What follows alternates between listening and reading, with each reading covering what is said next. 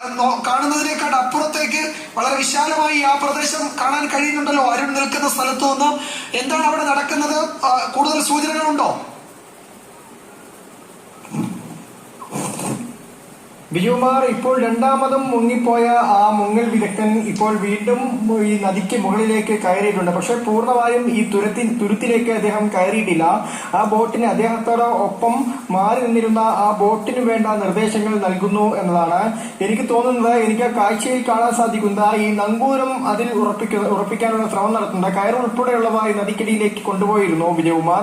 ആ ക്രെയിനിനടുത്തേക്ക്, അതായത് ക്രെയിൻ നിൽക്കുന്ന ആ സ്ഥലത്തിനടുത്തേക്ക് അതിന് സമാന്തരമായി ഈ ബോട്ട് നീങ്ങുന്ന കാഴ്ചകളൊക്കെ നമുക്ക് കാണാൻ സാധിക്കുന്നുണ്ട്. പക്ഷെ പൂർണ്ണമായും ആ സാധ്യത നമുക്ക് തള്ളിക്കളയാൻ സാധിക്കില്ല.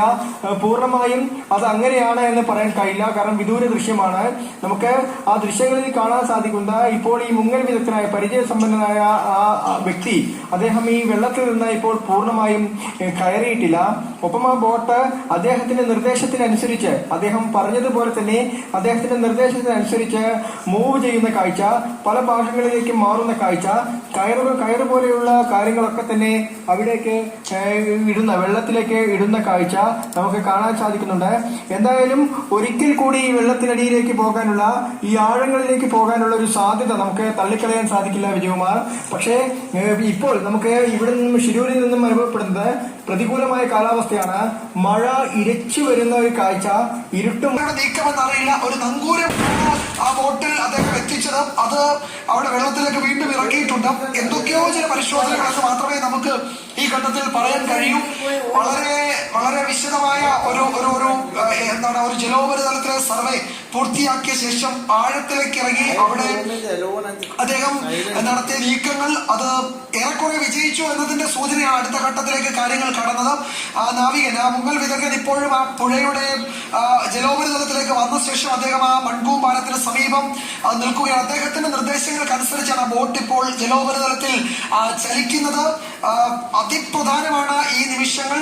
നമുക്കറിയാം ഈ രക്ഷാദൗത്യത്തിന്റെ 12ാം ദിവസം വളരെ സുപ്രധാനമായ നീക്കങ്ങളിലേക്ക് എല്ലാ പ്രതികൂല സാഹചര്യങ്ങളെയും, ജലത്തിലെ കുത്തൊഴുക്കിലെയും മഴയെയും കാറ്റിനെയും കാലാവസ്ഥയും ഒക്കെ അവഗണിച്ച ദൗത്യ സംഘം കടക്കുകയാണ്. അങ്ങേയറ്റം റിസ്കിയാണ് ഈ ഓപ്പറേഷൻ എന്ന കാര്യം ഞാൻ പറയാതെ പ്രിയപ്പെട്ട പ്രേക്ഷകർക്ക് ദൃശ്യങ്ങളിൽ തന്നെ കാണാൻ കഴിയും. ഗംഗാവാലി പുഴ കുത്തി ഒഴുകുകയാണ്. ആ ഒഴുക്കനെ അതിജീവിച്ചുകൊണ്ടാണ് അദ്ദേഹം 2 തവണ പുഴയുടെ ആഴങ്ങളിലേക്ക് ഇറങ്ങിയത്. ആ യാത്ര 2 തവണയും വിജയകരമായിരുന്നു. വീണ്ടും ദൗത്യ സംഘാംഗങ്ങൾ കരയിലുണ്ടായിരുന്നവർ എന്ന് വെച്ചാൽ മൺകൂമ്പാലത്തിലുണ്ടായിരുന്നവരൊക്കെ ഒരു കൂടുതൽ അടുത്ത് വരുന്നുണ്ട്. അവർ എന്തോ ഒരു വലിയ നീക്കത്തിന് തയ്യാറെടുക്കുന്നു എന്ന സൂചനയാണുള്ളത്. എല്ലാവരും സജ്ജരാകുന്നുണ്ട്. എന്തൊക്കെയോ നീക്കങ്ങൾ നടക്കുന്നുണ്ട്. താഴേക്ക് ഇറങ്ങിയ നങ്കൂരം അതിന്റെ നിയന്ത്രണ ബോട്ടിൽ തന്നെയാണ്.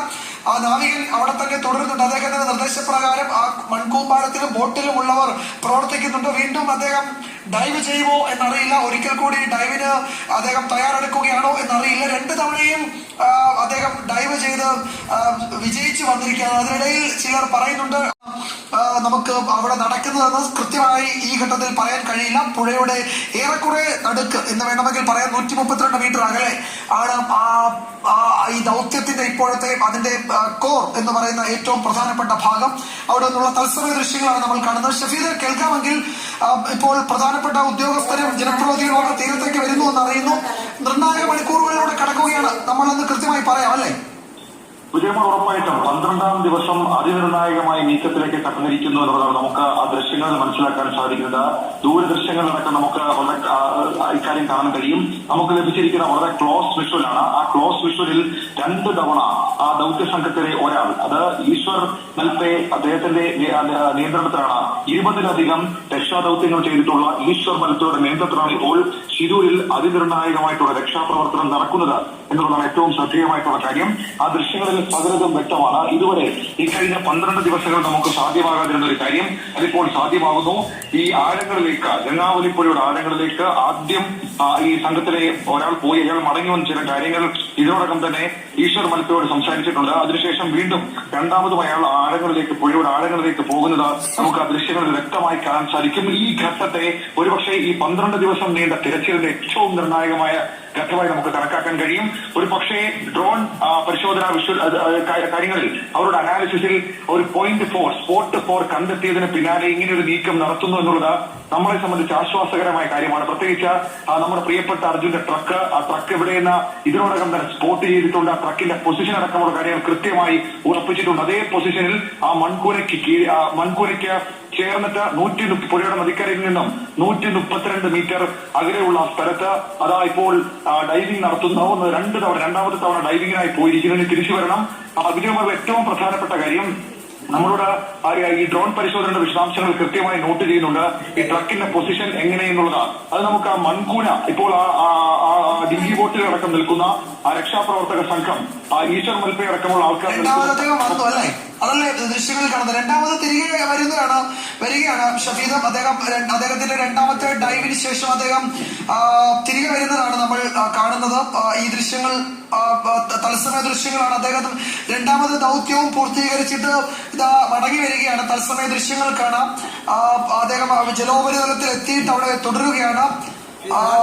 അദ്ദേഹത്തിന്റെ ദൗത്യം വിജയകരമായി അവിടെ പൂർത്തിയാക്കാൻ കഴിഞ്ഞു എന്ന് കരുതുന്നു. ഉറപ്പില്ല അദ്ദേഹം എന്ത് സന്ദേശമാണ് നൽകുന്നത് എന്ന് വ്യക്തമല്ല. അദ്ദേഹം അവിടെ നിന്ന് ചില കാര്യങ്ങൾ സൂചിപ്പിക്കുന്നുണ്ട്. വീണ്ടും അദ്ദേഹം ഡൈവ് ചെയ്യുമോ, ഒരിക്കൽ കൂടി പുഴയിലേക്ക് ഇറങ്ങുമോ എന്നറിയില്ല. പക്ഷേ ഒരിക്കൽ കൂടി അദ്ദേഹത്തിന് ഇറങ്ങേണ്ടി വന്നേക്കും എന്ന് തോന്നുന്നു. അദ്ദേഹത്തിന്റെ കയ്യിൽ ചില എക്യുപ്മെന്റ്സ് ഒക്കെ ഉണ്ട്. ഒപ്പം സജ്ജനായി തന്നെയാണ് അദ്ദേഹം നീങ്ങുന്നത്. വളരെ ഈ ഇത്തരം ഒരു ഡൈവിന് അങ്ങേയറ്റം പരിചയസമ്പന്നനായ ഒരാളാണ് അദ്ദേഹം എന്നതിൽ ഒരു തർക്കവുമില്ല. മൽപ്പെ സംഘം എന്ന് നേരത്തെ ജില്ലാ കളക്ടർ, ഉത്തര കന്നഡ ജില്ലാ കളക്ടർ ലക്ഷ്മിപ്രിയ പറഞ്ഞ മൽപ്പെ ടീം എന്നാണ് അവർ ആ ടീമിനെ വിശേഷിപ്പിച്ചത്. ആ സംഘത്തിലെ ഒരു അംഗമാണ് എന്ന് തോന്നുന്നു പുഴയിൽ ഇറങ്ങിയത്. വളരെ വിദഗ്ധമായി ആ ദൗത്യം നിർവഹിച്ച് അദ്ദേഹം വരികയാണ്. വീണ്ടും അദ്ദേഹത്തിന് ഒരിക്കൽ കൂടി പോകേണ്ടതുണ്ടോ അതോ അടുത്ത ഘട്ടത്തിലേക്ക് കടക്കുകയാണോ എന്നറിയില്ല. അദ്ദേഹം അപ്പുറത്ത് മാറി നിൽക്കുന്ന ആ ബോട്ടിലെ അദ്ദേഹത്തിന്റെ സഹപ്രവർത്തകരോട് എന്തോ ചില കാര്യങ്ങൾ കമ്മ്യൂണിക്കേറ്റ് ചെയ്യുന്നുണ്ട്. കുറെ കൂടി അടുത്തേക്ക് അവരെ നീക്കിക്കൊണ്ട് വരികയാണോ എന്നറിയില്ല. ഏതായാലും ഇവിടെ നിൽക്കുന്ന നാവികസേനാംഗങ്ങളും ചില സന്ദേശങ്ങൾ ദൂരെയുള്ള ബോട്ടിന് നൽകുന്നുണ്ട്. അവർ ആശയവിനിമയം നടത്തുന്നുണ്ട്. എന്തായാലും ഒരു കാര്യം ഉറപ്പാണ്, ദൗത്യത്തിലെ ഒരു ഘട്ടം പിന്നിടുകയാണ്. നമ്മൾ വളരെ സുപ്രധാനമായ ഒരു ഘട്ടം പിന്നിടുകയാണ്. തീരത്ത് ഇതേ സമയം തന്നെ ക്രെയിനുകൾ സജ്ജമായി അവിടെ എത്തിയിട്ടുണ്ട്. ക്രെയിനുകളിൽ ഏതെങ്കിലും തരത്തിൽ കൊളുത്തുകൾ ഘടിപ്പിച്ച് ഈ വാഹനത്തെ തീരത്തേക്ക് വലിച്ചു മാറ്റാൻ കഴിയുമോ എന്ന് നോക്കുകയാണോ, അത് പരിശോധിക്കേണ്ടതുണ്ട്. ഏതായാലും ഈ കോണ്ടാക്ട് പോയിന്റ് 4 132 മീറ്റർ ദൂരത്ത്, തീരത്ത് നിന്ന് 132 മീറ്റർ ദൂരത്ത് കോണ്ടാക്ട് പോയിന്റ് 4 നടക്കുന്ന അതിനിർണായകവും അതിസാഹസികവും എന്ന് നമുക്ക് കൃത്യമായി പറയാം, അതിസാഹസികവുമായ ഈ ദൗത്യത്തിന്റെ തത്സമയ ദൃശ്യങ്ങളാണ് പ്രിയപ്പെട്ട പ്രേക്ഷകർ 24-ൽ കാണുന്നത്.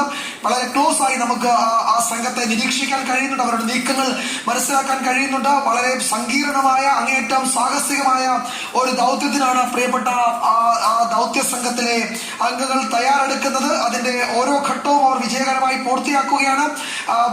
2 ഘട്ടത്തിലെ ഡൈവിംഗിന് ശേഷം ആ ദൗത്യ സംഘത്തിൽ താഴേക്ക് പോയ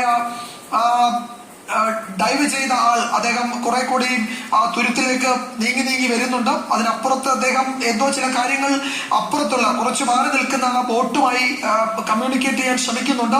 എന്തായിരിക്കാം അദ്ദേഹം ചെയ്യാൻ പോകുന്നത് എന്ന് പരിശോധിക്കേണ്ടതുണ്ട്. അരുണിന് കുറെ കൂടി വിശദമായി ആ മേഖല അവിടെ ഒന്ന് കാണാൻ കഴിയുമല്ലോ. നമുക്ക് ദൃശ്യങ്ങളിൽ കാണാം. ഏതാണ്ട് ആ ബോട്ട് അദ്ദേഹത്തിന്റെ അടുത്തേക്ക് എത്തുന്നുണ്ട്. ചില വളരെ വലിയ വടത്തിന് സമാനമായ വസ്തു കരയിലേക്ക് ആ ബോട്ടിലേക്ക് വലിക്കുന്നുണ്ട്. അദ്ദേഹം അതിൽ എന്തെങ്കിലും അതിൽ ഘടിപ്പിച്ചാണോ വലിക്കുന്നത് നമുക്കറിയില്ല. വളരെ സങ്കീർണമായ അത്യന്തം സാഹസികമായ വളരെ നിർണായകമായ ദൗത്യത്തിന്റെ തത്സമയ ദൃശ്യങ്ങളാണ് നമ്മൾ കാണുന്നത്. സ്കൂബ സംഘങ്ങൾ ആ ദൗത്യത്തിന്റെ ഭാഗമാകുന്നു. എനിക്ക് തോന്നുന്ന ദൃശ്യങ്ങൾ അത് ഒരുതരം ആങ്കർ എന്ന് നമുക്ക് പറയാവുന്ന, നമ്മൾ ബോട്ടുകളിൽ കപ്പലുകളിൽ നമുക്ക് കാണാൻ കഴിയുന്ന തരത്തിൽ നങ്കൂരം എന്ന് നമുക്ക് മലയാളത്തിൽ പറയാം. ആ നങ്കൂരം അതായിരുന്നു ആ ബോട്ടിൽ അദ്ദേഹം ഘടിപ്പിച്ചത്. അതാണ് അദ്ദേഹത്തിന്റെ ആ ബോട്ടിലേക്ക് കൊണ്ടുവന്നിട്ടുള്ളത്.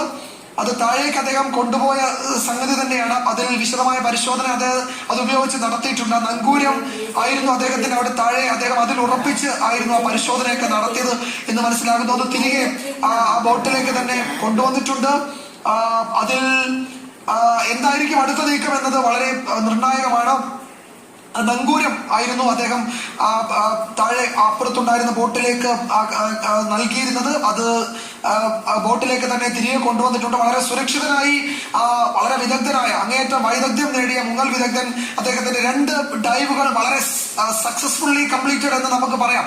എല്ലാ അർത്ഥത്തിലും അത് പൂർത്തിയാക്കി ജലോപരിതലത്തിലേക്ക് എത്തിയിരിക്കുകയാണ്. വീണ്ടും അദ്ദേഹം ദൗത്യം തുടരുമോ, അതോ അദ്ദേഹത്തിന് ഈ ദൗത്യത്തിന് വേണ്ട വിവരങ്ങൾ അവിടെ നിന്ന് ലഭിച്ചിട്ടുണ്ടോ, അതോ അദ്ദേഹം പൊസിഷൻ മാറുകയാണോ എന്നറിയില്ല. ബോട്ടിനോട് കുറെ കൂടി മറ്റൊരു സൈഡിലേക്ക് നീങ്ങാൻ അദ്ദേഹം നിർദ്ദേശം നൽകുന്നുണ്ട്. അദ്ദേഹത്തിന്റെ സംഘാംഗങ്ങൾക്ക് തന്നെയാണ് നിർദ്ദേശം നൽകുന്നുണ്ട്. അതനുസരിച്ച് ആ ബോട്ട് പുഴയിലേക്ക് മറ്റൊരു ഭാഗത്തേക്ക് മാറ്റുകയാണ്. ദൃശ്യങ്ങളിൽ വളരെ വ്യക്തമായി തന്നെ നമുക്ക് കാണാം ബോട്ട് വേറൊരു ഭാഗത്തേക്ക് നീക്കുന്നുണ്ട്.